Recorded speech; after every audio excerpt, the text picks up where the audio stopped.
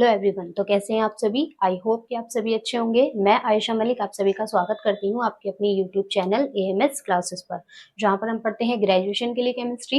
And आज की जो हमारी क्लास है वो है बीएससी फर्स्ट सेमेस्टर केमिस्ट्री की क्लास, जिसकी हमारी बुक चली है फंडामेंटल ऑफ केमिस्ट्री, जिसकी आज हम अपनी न्यू यूनिट स्टार्ट करने वाले हैं, यूनिट नंबर 4, जिसका नाम है recapitulation of basics of organic chemistry. अब देखिए, कल आपकी क्लास नहीं हो पाई थी, उसके लिए मैं सभी से माफी चाहूंगी। थोड़ी सी प्रॉब्लम थी, हेल्थ इशू था थोड़ा सा, लेकिन आप सभी के तो मजे आ गए। किसी ने भी नहीं कि क्या बात है मैम क्लास क्यों नहीं हुई अपलोड, सब मजे से थे अपना। लेकिन क्लास नहीं हुई, जैसे छोटे बच्चे होते हैं ना। अब देखिए, पढ़ लो पढ़, एग्जाम आ रहे हैं, समझ गए? चलो समझिए, बेसिक्स ऑफ ऑर्गेनिक केमिस्ट्री। अब इसमें 2-3 टॉपिक आपके रिपीटेड है जो मैं पहले करा चुकी हूँ। जैसे इसमें एक टॉपिक है वंडरवॉल फोर्स, वो मैंने आपको करा दिया है, उसके टाइप्स करा दिया, तो वो सेम ही है, ठीक है। और फर्स्ट टॉपिक इसका है हाइब्रिडाइजेशन, ये भी आपका सेम ही है लगभग। क्या है इसमें आपकी 3 तरीके की, वहां पर मैंने 6 तरीके की हाइब्रिडाइजेशन आपको बता दी थी, sp3d2 तक बताया था ना।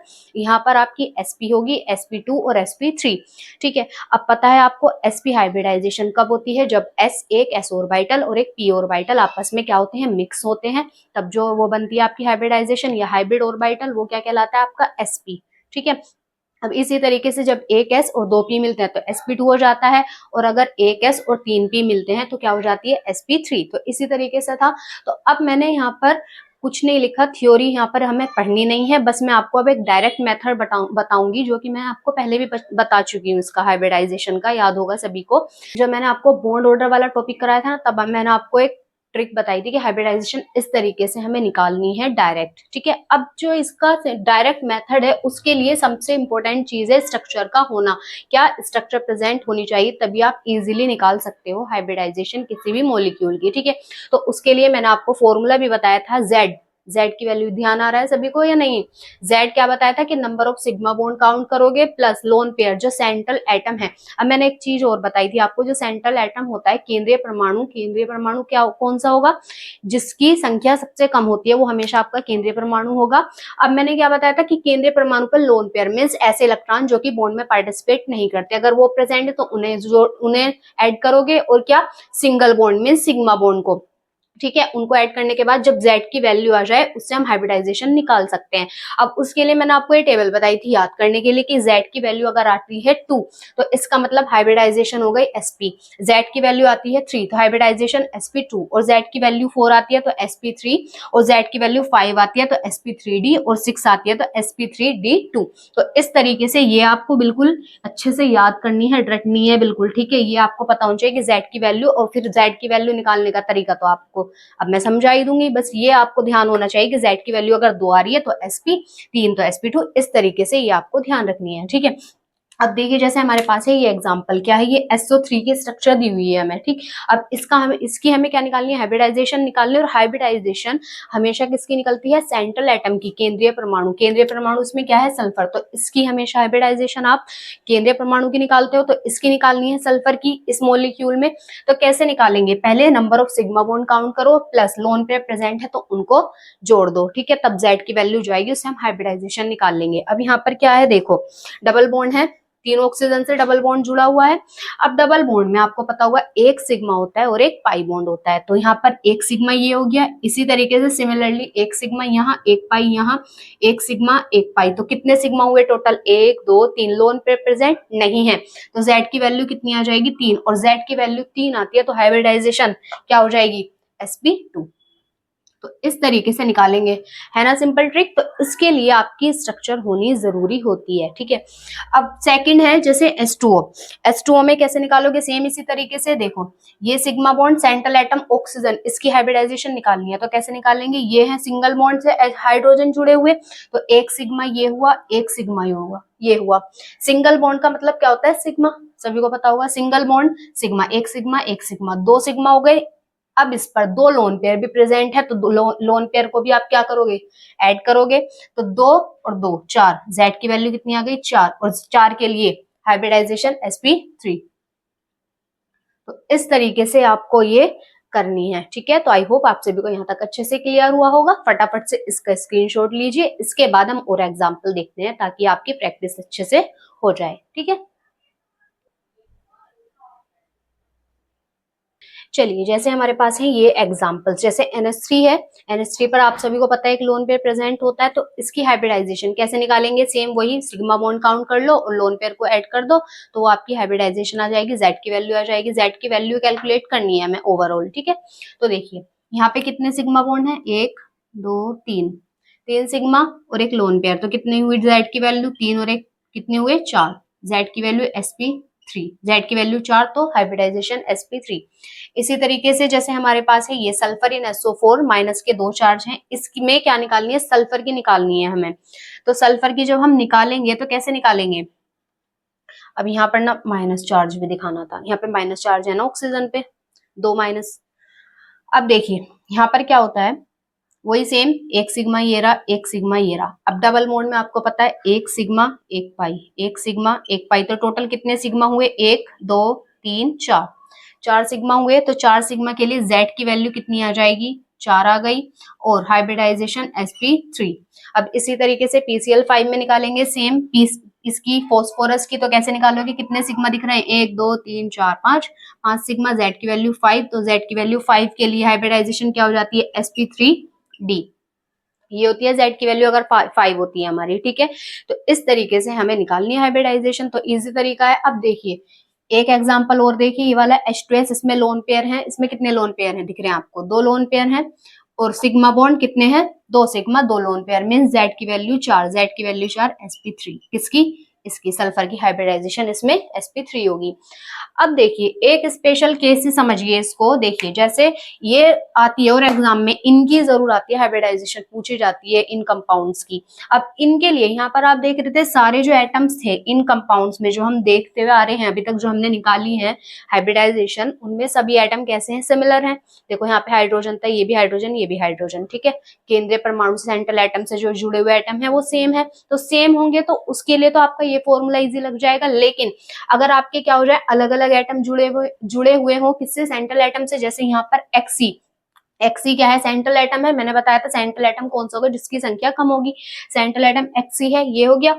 अब इससे आपको दिख रहे हैं 2 ऑक्सीजन जुड़े हुए हैं, 2 फ्लोरीन जुड़े हुए हैं, तो इसकी हाइब्रिडाइजेशन हम कैसे निकालेंगे, तो उसके निकालने के लिए, और जैसे यहाँ पर है एक्सी F4, ये भी इसी का कंपाउंड होता है XCF4, ये हो गया, और ये हो गया एक SF4। तो इन सभी में हाइब्रिडाइजेशन हम कैसे निकालते हैं, उसके लिए आपको ये फॉर्मूला ध्यान रखना है, ये मैंने आपको पिछली वीडियो में भी बताया हुआ है, ठीक है। एक बार फिर से मैंने इसको लिख दिया है, अभी जब आप स्क्रीनशॉट ले लोगे उसके बाद हम इनकी भी निकालेंगे, क्योंकि यहाँ थोड़ा स्पेस कम है, तो आप सभी पहले इसका स्क्रीनशॉट ले लेना। अब देखिए इसके लिए फॉर्मूला क्या होता है, Z equal to half number of valence electron on central atom, central atom के वैलेंस इलेक्ट्रॉन मींस बाह्य कोश में कितने इलेक्ट्रॉन प्रेजेंट है, उनको आप क्या कर दोगे, जोड़ोगे, प्लस उनको आप मल्टीप्लाई करोगे, यहाँ पर देखो half into number of valence electron central atom, वो देखोगे, प्लस प्लस क्या कर दोगे, अगर नेगेटिव चार्ज है तो उसको कर देते हैं प्लस, और जो पॉजिटिव चार्ज होता है उसे क्या कर देते हैं माइनस, जितना भी होगा, ठीक, प्लस, और क्या करेंगे, plus number of monovalent atoms, अगर उससे मोनोवैलेंट एटम जुड़े हुए हैं तो उनको क्या कर दोगे, ऐड कर दोगे, मोनोवैलेंट एटम जिनकी संयोजकता 1 होती है, जैसे आपके हेलोजन होते हैं FCl Bri, और क्या होता है हाइड्रोजन, ठीक है। तो इस तरीके से जो मोनोवैलेंट एटम हुए होते हैं अगर जुड़े हुए, तो उनको भी आप ऐड कर दोगे, तो ऐसे निकालोगे फिर आप इनकी हाइब्रिडाइजेशन, ठीक है। तो आई होप आप सभी को यहाँ तक अच्छे से क्लियर हुआ हो, तो फटाफट से इसका स्क्रीनशॉट लीजिए, फिर इन एटम्स की भी, इन मॉलिक्यूल्स की भी हम हाइब्रिडाइजेशन निकालते हैं। चलिए नेक्स्ट हम निकालते हैं इनमें, ये जो मैंने अभी आपको बताया है XeO2F2 की हाइब्रिडाइजेशन, XeF4 की और SF4 की, तो इन सभी की इसी फॉर्मूले से निकलेगी सेम। तो XeO2F2 की निकालो, XeO2F2 कैसे निकालोगे, Z इजिकल टू हाफ, वही फॉर्मूला। अब यहाँ पर सेंट्रल एटम क्या है, जिनान है, जिनान का एटॉमिक नंबर होता है 54, इसके वैलेंस इलेक्ट्रॉन देखने हमें लास्ट वाले इलेक्ट्रॉन, तो वो आ जाते हैं आपके 5s2 5p6, मींस कितने हो गए वैलेंस इलेक्ट्रॉन, 8 हो गए, ठीक, ये ध्यान रखना है बस, Z इजिकल टू हाफ। अब देखिए number of valence electron on central atom कितने हैं, 8, अब क्या देखेंगे हम, पॉजिटिव नेगेटिव चार्ज है या नहीं है, नहीं है तो इन्हें प्लस माइनस हमें करना ही नहीं है जब चार्ज ही नहीं है। अब इसके बाद नेक्स्ट क्या है, number of monovalent atoms. Monovalent atom इसमें कौन है, फ्लोरीन। ऑक्सीजन डाइवैलेंट होता है, द्विसंयोजी, इसकी संयोजकता 2 होती है, 2 बॉन्ड बनाता है। इसकी संयोजकता होती है 1, यहाँ पर मैंने लिख भी दिए थे ये रे, जो आपके हेलोजन होंगे FCl Bri, ये सभी क्या होते हैं, और हाइड्रोजन, ये सभी मोनोवैलेंट एटम्स होते हैं। तो कितने हैं, 2 हैं, तो 2 ये ऐड हो जाएंगे, कितने हो गई, हाफ, 8 और 2 10, 2 पंजे 10, जेड की वैल्यू कितनी आ गई 5, जेड की वैल्यू 5 है, तो हाइब्रिडाइजेशन sp3d ये हो जाएगी। ठीक है, तो इसी तरीके से करना है, कुछ हार्ड नहीं है इसमें भी। अब जैसे ये है HCF4, इसमें भी सेम वैलेंस इलेक्ट्रॉन कितने हैं, 8 प्लस। अब देखो इसमें मोनोवैलेंट एटम, चार्ज तो है ही नहीं, चार्ज के बाद खत्म कर दो। मोनोवैलेंट एटम है फ्लोरीन, कितनी संख्या है 4, तो 4 ऐड हो जाएंगे, हाफ, 8 और 4 12, 2 छिक्का 12, कितनी हो गई, जेड की वैल्यू आ गई 6, और 6 के लिए sp3d2। ठीक है, 6 के लिए sp3d2 इसकी हाइब्रिडाइजेशन हो जाएगी। ठीक है, अब इसी तरीके से सेम SF4 की निकाल लोगे। ठीक है, इजी है, सेम सल्फर का एटॉमिक नंबर 16 होगा, लास्ट इलेक्ट्रॉन कितने होंगे 6, उन्हें ऐड कर दोगे, सेम ही है बिल्कुल। अब जैसे है हमारे पास ये वाला मोलिक्यूल, अब ये इतना बड़ा कैसे निकालने, कंफ्यूजन हो रही होगी, ऐसा लग रहा होगा पता नहीं क्या हो गया, इनमें सभी कार्बन की आपको हाइब्रिडाइजेशन निकालनी है, ऐसे क्वेश्चन आ जाते हैं। तो कुछ नहीं है, डरने वाली बात नहीं है, बिल्कुल भी डरना नहीं है इसे देखकर। सेम वही जो अभी मैंने आपको बताया था फॉर्मूला, क्या, number of single bond plus lone pair present है तो उन्हें ऐड कर दोगे, बस उसी से इनकी हाइब्रिडाइजेशन निकल जाएगी। अब जैसे हमारे पास ये है फर्स्ट कार्बन, इसकी हाइब्रिडाइजेशन निकालोगे तो सिग्मा बॉन्ड काउंट करो, एक सिग्मा ये रहा, एक सिग्मा ये रहा। ठीक, अब यहाँ पर इस पे डबल बॉन्ड है, डबल बॉन्ड में एक सिग्मा एक पाई, तो एक सिग्मा यहाँ पर हो गया, कितने सिग्मा हुए टोटल 3, जेड की वैल्यू कितनी आ गई 3, और 3 के लिए sp2, तो इस कार्बन की हाइब्रिडाइजेशन हो गई sp2। अब इस वाले में देखो एक बॉन्ड यहाँ पर डबल बॉन्ड बनाया हुआ है, यहाँ पर सिंगल, यहाँ पर ये सिंगल से हाइड्रोजन, एक सिग्मा ये रहा, एक सिग्मा ये रहा, एक सिग्मा ये रहा, 3 सिग्मा, जेड की वैल्यू सेम 3, sp2।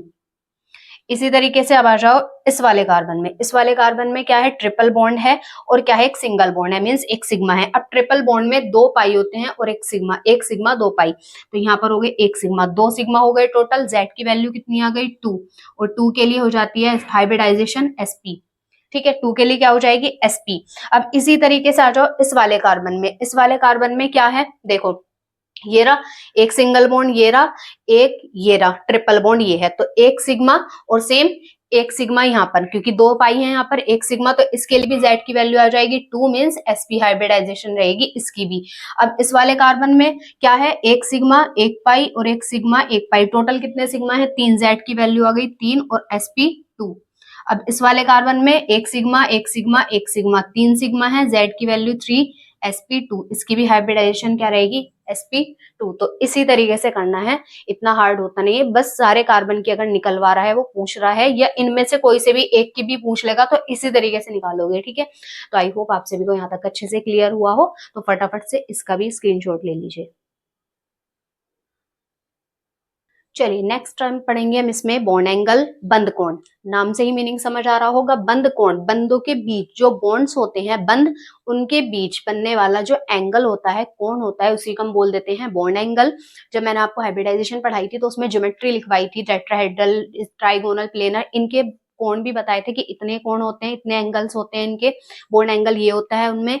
तो ये सारी चीजें आपको ध्यान रखनी है, बस इसमें थोड़ा सा यही आपका इंपॉर्टेंट है, बाकी इसमें ऐसा कुछ है नहीं पढ़ाने लायक, बस यही समझना है इसमें। अब इसकी डेफिनेशन देखिए, it is defined as the angle that is form between two adjacent bond in same atoms, समान परमाणुओं में, सेम एटम समान परमाणुओं में, एडजेसेंट बॉन्ड मींस जो पास पास वाले समान बॉन्ड होते हैं, पास पास वाले बंद होते हैं, उनके बीच, between two form is that and the angle, उनके बीच जो एंगल होता है, जो कोण होता है, वो आपका क्या कहलाता है, बॉन्ड एंगल। जैसे यहाँ पर है हमारा CH4, मीथेन, मीथेन की ज्योमेट्री कैसी होती है, टेट्राहेड्रल।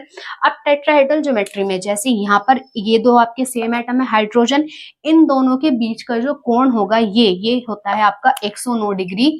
5 मिनट, किसी किसी बुक में आपका ये भी लिखा हुआ है, और दूसरा ये होता है 109 डिग्री 28 मिनट। तो आपको यही ध्यान रखना है, टेट्राहेड्रल का आपका जो बॉन्ड एंगल होता है वो ये होता है। इसी तरीके से जो अमोनिया था, इसकी भी ज्योमेट्री टेट्राहेड्रल होती है, लेकिन इसमें इन दोनों हाइड्रोजन के बीच का जो बॉन्ड एंगल होता है वो होता है आपका 107 डिग्री।